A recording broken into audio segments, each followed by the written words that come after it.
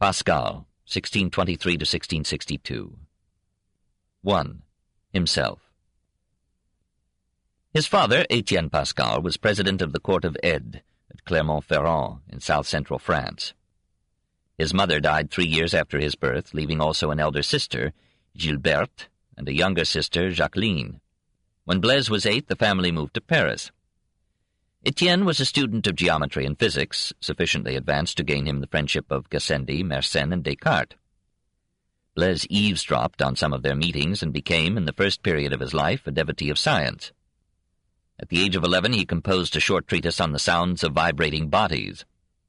The father thought that the boy's passion for geometry would injure his other studies and forbade his further pursuit of mathematics for a while. But one day, story tells, Étienne found him writing on the wall with a piece of coal the proof that the 3 angles of a triangle equal 2 right angles. Thenceforth the boy was allowed to study Euclid. Before he was 16, he composed a treatise on conic sections. Most of it is lost, but one theorem was a lasting contribution to that science and still bears his name. Descartes, shown the manuscript, refused to believe that the composition was not by the father, but by the son. In that year, 1639, his pretty sister Jacqueline, then 13 years old, played a dramatic part in the life of the family. The father had invested in municipal bonds. Richelieu reduced the rate of interest paid on these bonds. Étienne criticized him. The cardinal threatened to arrest him. Étienne hid in Auvergne. But the cardinal liked plays and girls. Scudéry's L'Amour Tyrannique was performed before him by a group of girls, including Jacqueline. He was especially pleased by her acting. She took the opportunity to ask him to forgive her father. He did, and appointed him intendant at Rouen, the capital of Normandy. Thither the family moved in 1641. It was here that Blaise, now 19, contrived the first of several computing machines, some of which are still preserved in the Conservatoire des Arts et Métiers at Paris. Their principle was a succession of wheels, each divided into 9 digits and 0, each geared to turn 1/10 of a revolution for each full revolution of the wheel at its right, and each showing its uppermost figure in a slot at the top. The machine could add only and was not commercially practicable, but it stands near the head of a development that now astonishes the world. Pascal sent one of his computers to Christina of Sweden with a very eloquent letter of adulation. She invited him to her court, but he felt himself too frail for that heroic climate. The eager young scientist was intensely interested in the experiments that Torricelli had published on the weight of the atmosphere. Independently of Torricelli, but probably on a suggestion from Descartes, Pascal conceived the idea that the mercury in a Torricelli tube would rise to different heights in different places according to variations in atmospheric pressure. He sent a request to his brother-in-law in Auvergne to carry a tube of mercury to a mountaintop and observe any difference, at divers levels, in the height of the mercury in the closed portion of a tube whose other end was open to the pressure of the atmosphere. Florent Perrier did as asked. On September 19, 1648, with several friends, he ascended the Puy de Dôme, a mountain 5,000 feet above the town of Clermont-Ferrand.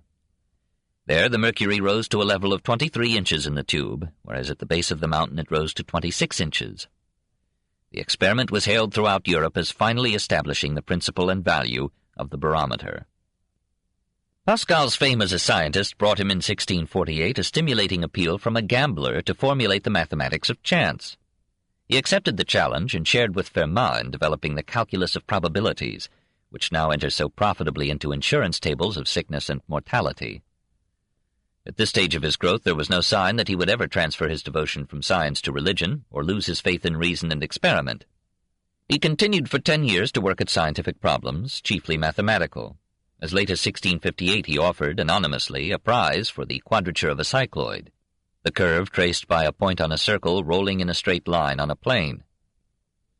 Solutions were offered by Wallis, Huygens, Wren, and others. Then Pascal, under a pseudonym, published his own solution. A controversy followed in which the competitors, including Pascal, behaved less than philosophically. Meanwhile, 2 basic influences had come to the fore in his life, sickness and Jansenism. As early as his 18th year he suffered from a nervous ailment that left him hardly a day without pain. In 1647 a paralytic attack so disabled him that he could not move without crutches. His head ached, his bowels burned, his legs and feet were continually cold and required wearisome aids to circulation of the blood. He wore stockings steeped in brandy to warm his feet. Partly to get better medical treatment, he moved with Jacqueline to Paris. His health improved, but his nervous system had been permanently damaged. Henceforth he was subject to a deepening hypochondria, which affected his character and his philosophy. He became irritable, subject to fits of proud and imperious anger, and he seldom smiled. His father had always been a devout, even an austere Catholic amid his scientific avocations, and had taught his children that religious faith was their most precious possession, something far beyond the reach or judgment of the frail reasoning powers of mankind. At Rouen, when the father was seriously injured, a Jansenist physician treated him successfully. Through this contact, a Jansenist tinge colored the family's faith. When Blaise and Jacqueline moved to the capital, they frequently attended Mass at Port-Royal de Paris. Jacqueline wished to enter the convent as a nun, but her father could not bring himself to let her go out of his daily life. He died in 1651, and soon thereafter Jacqueline became a nun in Port-Royal des Champs. Her brother tried in vain to dissuade her. For a time they engaged in a dispute over the division of their patrimony. When this was settled, Blaise found himself both rich and free, a condition hostile to sanctity. He took a sumptuously furnished home, staffed it with many servants, and drove about Paris in a coach behind 4 or 6 horses. His temporary recovery gave him a deceptive euphoria, which turned him from piety to pleasure. We must not grudge him his few years in the world, from 1648 to 1654, when he enjoyed the company of Parisian wits and games and belles, and for an exciting while pursued in Auvergne a lady of beauty and learning, the Sappho of the countryside. About this time he wrote a Discours sur la passion de l'amour, and apparently he contemplated marriage, which he was later to describe as the lowest of the conditions of life permitted to a Christian. Among his friends were some libertins, who combined free morals with free thought. Perhaps through them Pascal became interested in Montaigne, whose essay now entered deeply into his life. Their first influence probably inclined him to religious doubt. Jacqueline, hearing of his new frivolity, reproached him and prayed for his reform. It was characteristic of his emotional nature that an accident reinforced her prayers. One day, as he was driving over the Pont de Neuilly, the 4 horses took fright and plunged over the parapet into the Seine. The carriage almost followed them. Fortunately, the reins broke and the coach hung half over the edge. Pascal and his friends emerged, but the sensitive philosopher, terrified by the nearness of death, fainted away and remained unconscious for some time. On recovering, he felt that he had had a vision of God. In an ecstasy of fear, remorse, and gratitude, he recorded his vision on a parchment, which henceforth he carried sewn in the lining of his coat. The year of grace 1654, Monday, November 23rd. From about 6:30 in the evening to half an hour after midnight, the late God of Abraham, God of Isaac, God of Jacob, not of the philosophers and the scholars. Certainty, certainty, feeling, joy, peace, God of Jesus Christ. He is not to be found except by ways taught in the gospel. Grandeur of the human soul. Just Father, the world has never known you, but I have known you. Joy, joy, joy, tears of joy. My God, will you abandon me? Jesus Christ, I was separated from him, I fled him, renounced him, crucified him. May I never be separated from him. Reconciliation sweet and complete. He resumed his visits to Port-Royal and Jacqueline, gladdening her heart with his new mood of humility and penitence. He listened to the sermons of Antoine Sanglin. In December 1654, he became a member of the Port-Royal community. In January, he had a long conversation there with Sacy, who undertook to convince him of the superficiality of science and the futility of philosophy. Arnaud and Nicole discovered in the new recruit an ardor of conversion and a skill in literary expression that seemed a providential instrument placed in their hands to defend Port-Royal against its enemies. They begged him to devote his pen to answering the Jesuits who were trying to make Jansenism a sin. He responded with such brilliance and force that to this day the Society of Jesus feels his sting. 2. The Provincial Letters. On January 23rd and 29th, 1656, Pascal published the first and second of what he called Letters written by Louis de Montalte, a fictitious name, to a provincial friend, and to the Reverend Jesuit Fathers on their ethics and politics. The framework was clever, It pretended to be the report of a Parisian to a friend in the provinces on the moral and theological issues then exciting the intellectual and religious circles in the capital. Arnaud and Nicole helped Pascal with facts and references. Pascal, combining the fervor of a convert with the wit and polish of a man of the world, provided the style that reached a new level in French prose. The first letters sought public support for those Jansenist views on grace and salvation which Arnaud had defended. They were designed to influence the Sorbonne against the motion to expel Arnaud. In this they failed. Arnaud was solemnly degraded and expelled on January 31st. The failure stimulated Pascal and Arnaud to attack the Jesuits as undermining morality by the laxity of their confessors and the loopholes of their casuistry. They explored the tomes of Escobar and other Jesuits and denounced the doctrines of probabilism, direction of intention, and mental reservation. Even the Jesuits' missionaries' accommodation of Christian theology to Chinese ancestor worship was condemned, though they made no explicit charge that the Jesuits justified means by ends.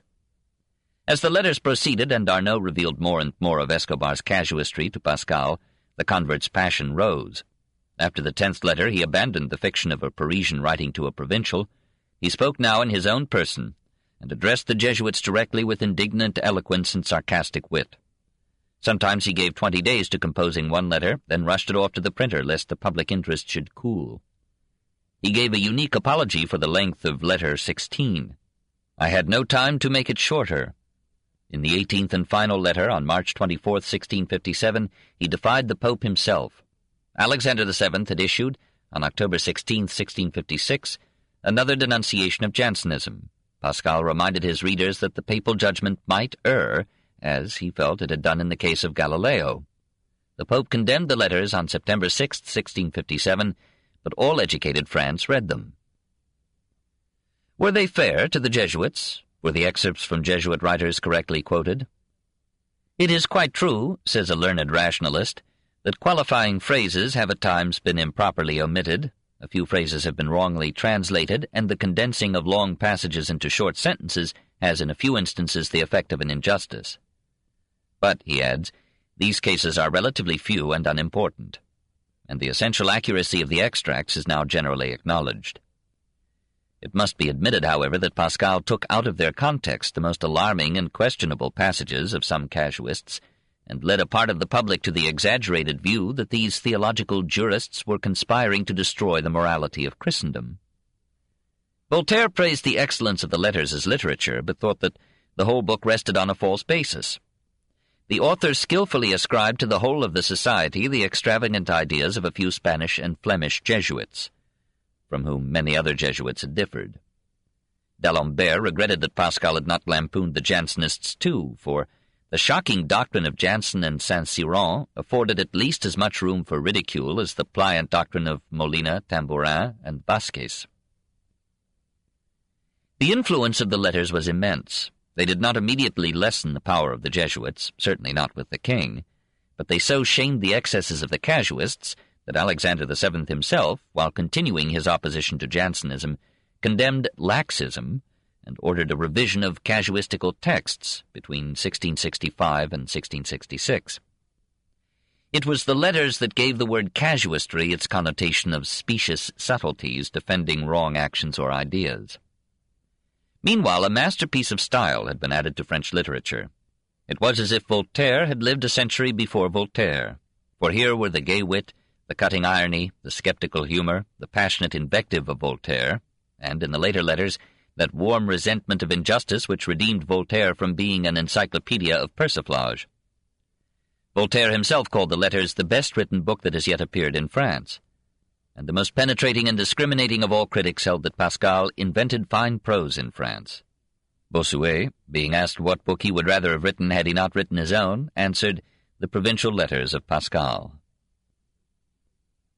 3. In Defense of Faith. Pascal returned to Paris in 1656 to superintend the publication of the letters, and lived there through his 6 remaining years. He had not abandoned the world. In the very year of his death he shared in organizing a regular coach service in the capital, the germ of the present omnibus network. But 2 events occurred which renewed his piety and led to his culminating contribution to literature and religion. On March 15, 1657, the Jesuits secured from the Queen Mother an order closing the schools of the solitaries and forbidding the admission of new members to Port Royal. The order was peacefully obeyed. The children, now including Racine, were sent to the houses of friends, and the teachers sadly dispersed. 9 days later, the date of the last of the Provincial Letters, an apparent miracle occurred in the chapel of the troubled nunnery. Pascal's 10-year-old niece, Marguerite Perrier, suffered from a painful lacrimal fistula that exuded noisome pus through eyes and nose. A relative of Mère Angélique had presented to Port Royal what he and others claimed to be a thorn from the crown that had tortured Christ. On March 24th, the nuns, in solemn ceremony and singing psalms, placed the thorn on their altar. Each in turn kissed the relic, and one of them, seeing Marguerite among the worshippers, took the thorn and with it touched the girl's sore. That evening, we are told, Marguerite expressed surprise that her eye no longer pained her. Her mother was astonished to find no sign of the fistula. A physician, summoned, reported that the discharge and the swelling had disappeared. He, not the nuns, spread word of what he termed a miraculous cure. 7 other physicians who had had previous knowledge of Marguerite's fistula subscribed a statement that in their judgment a miracle had taken place.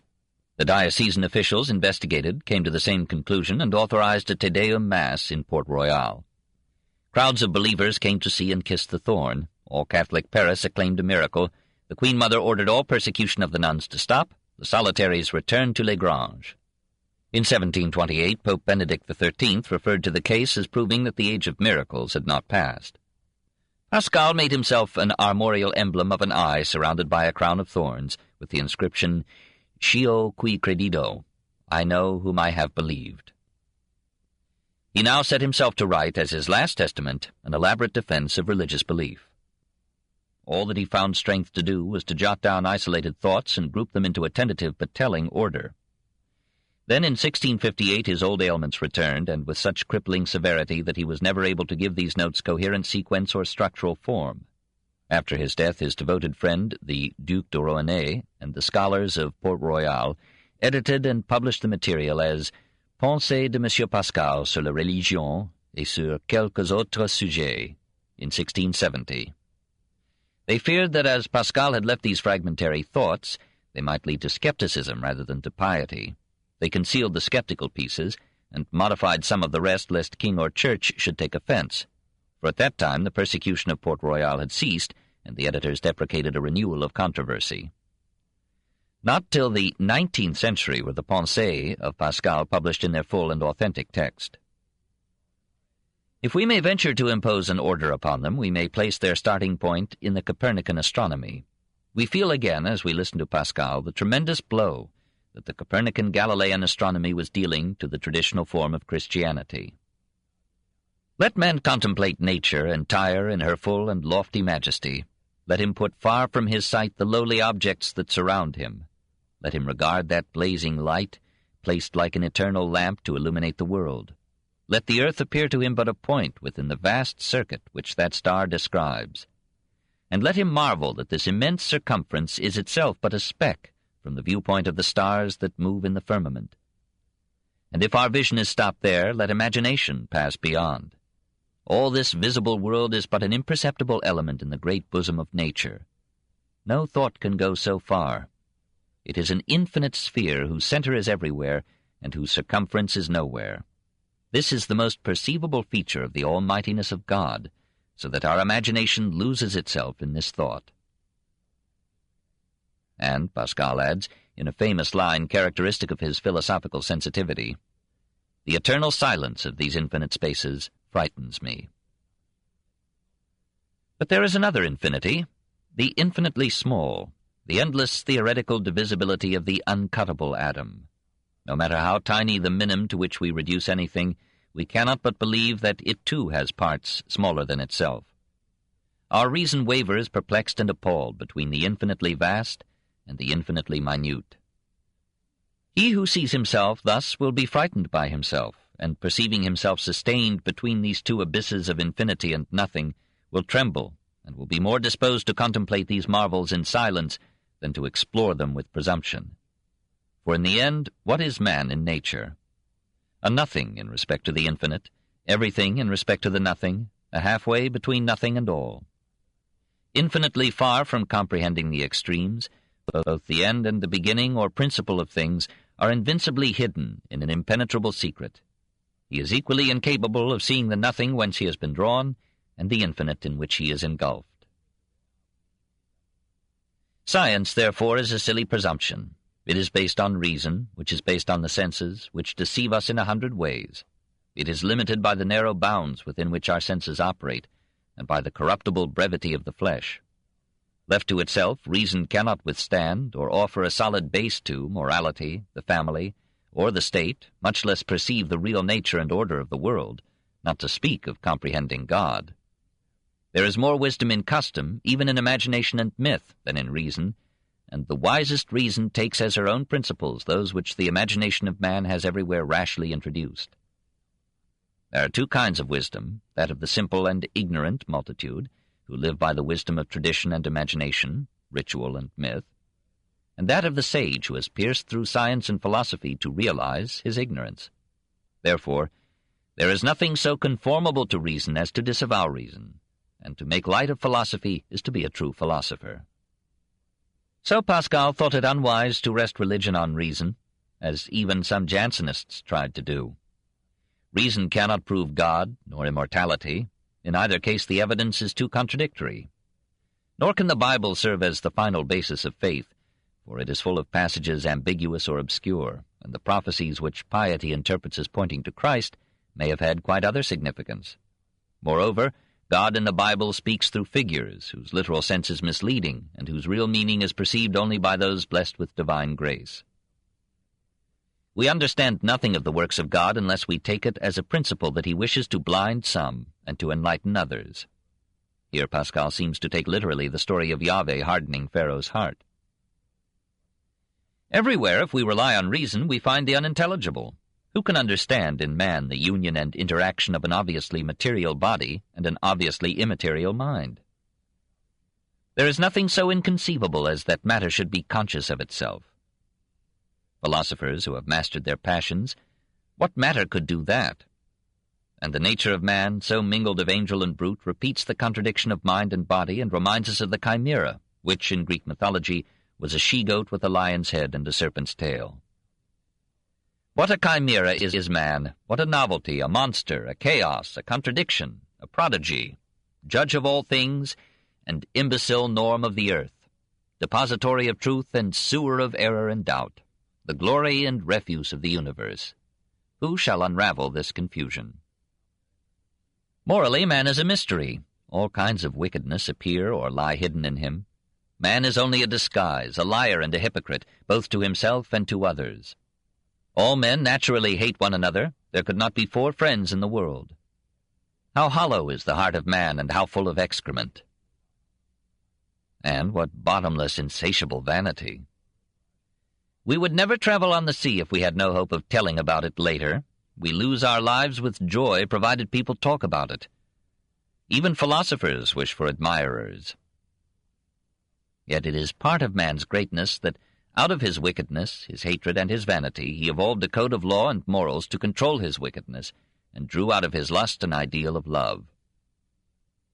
The misery of man is another mystery.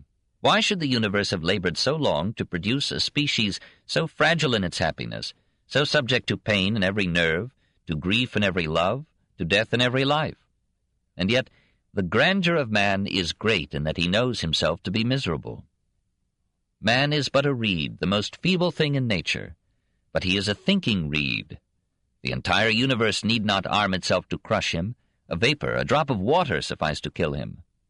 But when the universe has crushed him, man will still be nobler than that which kills him, because he knows that he is dying, and of its victory the universe knows nothing. None of these mysteries finds an answer in reason. If we trust to reason alone, we shall condemn ourselves to a Pyrrhonism that will doubt everything except pain and death, and philosophy could be at best a rationalization of defeat. But we cannot believe that man's fate is as reason sees it, to struggle, to suffer, and to die, having begotten others to struggle, to suffer, and to die, generation after generation, aimlessly, stupidly, in a ridiculous and superabundant insignificance. In our hearts we feel that this cannot be true, that it would be the greatest of all blasphemies to think that life and the universe have no meaning. God and the meaning of life must be felt by the heart rather than by reason. The heart has its reasons, which reason does not know. And we do right to listen to our hearts, to place our faith in feeling. For all belief, even in practical matters, is a form of will, a direction of attention and desire. The will to believe. The mystical experience is profounder than the evidence of the senses or the arguments of reason.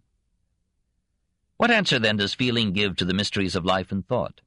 The answer is religion. Only religion can restore meaning to life and nobility to man. Without it, we flounder ever more deeply into mental frustration and mortal futility. Religion gave us a Bible. The Bible tells us of man's fall from grace. Only that original sin can explain the strange union in human nature of hate and love, of bestial wickedness and our longing for redemption and God. If we let ourselves believe, however absurd it may seem to the philosophers, that man began with divine grace, that he forfeited this by sin, and that he can be redeemed only by divine grace through the crucified Christ, then we shall find a peace of mind never granted to philosophers. He who cannot believe is cursed, for he reveals by his unbelief that God has not chosen to give him grace. Belief is a wise wager. Granted that faith cannot be proved, what harm will come to you if you gamble on its truth and it proves false? You must wager. It is not optional. Let us weigh the gain and the loss in wagering that God exists. If you gain all. If you lose nothing. Wager, then, without hesitation, that he exists. If at first you find it difficult to believe, follow the customs and rituals of the Church, as if you did believe. Bless yourself with holy water, have masses said, and so on. By a simple and natural process, this will make you believe, and will dull you, will quiet your proudly critical intellect. Go to confession and communion. You will find it a relief and a strengthening. We do injustice to this historic apologia by letting it end on so unheroic a note. We may be sure that Pascal, when he believed, did so not as a gambler but as a soul baffled and buffeted by life, humbly recognizing that his intellect, whose brilliance had astonished friends and foes, was no match for the universe, and finding in faith the only way to give meaning and pardon to his pain. Pascal is sick, said Sainte-Beuve. We must always remember this in reading him. But Pascal would have replied, are we not all sick? Let him who is perfectly happy reject faith. Let him reject it who is content with no more meaning in life than a helpless trajectory from a filthy birth to an agonizing death. Picture a number of men in chains, and all condemned to death. Each day some are strangled in the sight of the rest. Those who remain see their own condition in that of these, their fellows, looking at one another with sorrow and without hope, each awaiting his turn. This is the picture of the condition of man. How shall we redeem this obscene slaughter called history except by believing, with or against the evidence, that God will right all wrongs in the end? Pascal argued so earnestly because he had never really recovered from the doubts suggested to him by Montaigne, by the libertin of his years in the world, and by the merciless neutrality of nature between evil and good. This is what I see, and what troubles me. I look on all sides, and everywhere I see nothing but obscurity. Nature offers me nothing that is not a matter of doubt and disquiet. If I saw no signs of a divinity, I would fix myself in denial. If I saw everywhere the marks of a creator, I would repose peacefully in faith. But seeing too much to deny him and too little to assure me, I am in a pitiful state, and I would wish 100 times that if a God sustains nature, it would reveal him without ambiguity. It is this profound uncertainty, the paralyzing ability to see both sides, that makes Pascal a fascination to believer and doubter alike. This man had felt the atheist's angry resentment of evil and the believer's trust in the triumph of the good. He had passed through the intellectual gyrations of Montaigne and Charron to the happy humility of St. Francis of Assisi and St. Thomas à Kempis. It is this cry from the depths of doubt, this desperate forging of a faith against death, that make the Pensées the most eloquent book in French prose. Again, for the third time in the 17th century, philosophy became literature, not with the cool pithiness of Bacon, nor with the ingratiating intimacy of Descartes, but with the emotional power of a poet feeling philosophy, writing to his own heart in his own blood. In the apex of the classic age rose this romantic appeal, strong enough to survive Boileau and Voltaire, and to be heard across a century by Rousseau and Chateaubriand. Here, in the morning of the Age of Reason, in the very decades of Hobbes and Spinoza, Reason found a challenger in a dying man. In his final years, said his sister, Madame Perrier, Pascal suffered continual and ever-increasing maladies. He came to think that sickness is the natural state of Christians. Sometimes he welcomed his pains as distracting him from temptations. 1 hour's pain, he said, is a better teacher than all the philosophers put together. He renounced every pleasure, took to ascetic practices, flogged himself with a girdle studded with iron spikes. He rebuked Madame Perrier for allowing her children to caress her. He opposed the marriage of her daughter, saying that the marriage state is no better than paganism in the eyes of God. He would not allow anyone in his presence to speak of the beauty of woman. In 1662, as one of many charitable acts, he took a poor family into his home. When one of the children developed smallpox, Pascal, instead of asking the family to leave, moved to the house of his sister.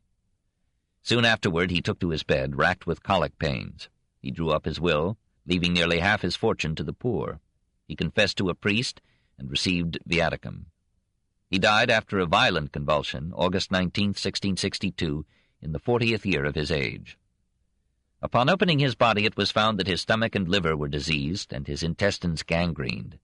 His brain, reported the doctors, was of prodigious abundance, in substance solid and condensed. But only one of the cranial sutures had properly closed, hence perhaps his terrible headaches.